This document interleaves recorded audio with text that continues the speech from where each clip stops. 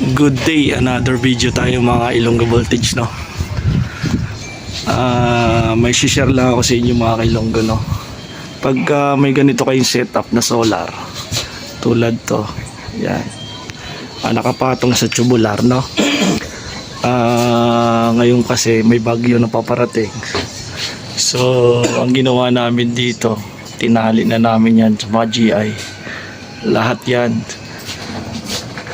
Sa mga solar naman may mga butas yan kung napapansin nyo, no. So itali nyo na para sa safety ng ating mga solar, no. And then kung sa bubong naman ay higpitan nyo na, no.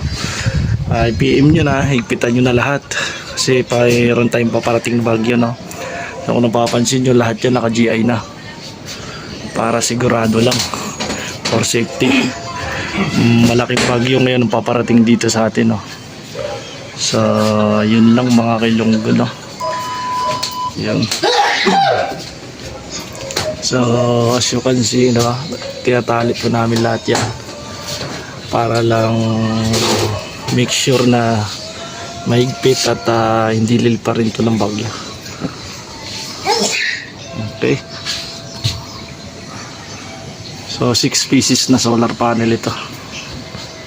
Yan, kung napapansin nyo.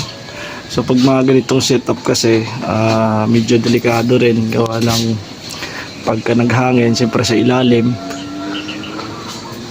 So kailangan lagyan pa natin ng mga GI para sigurado. Okay.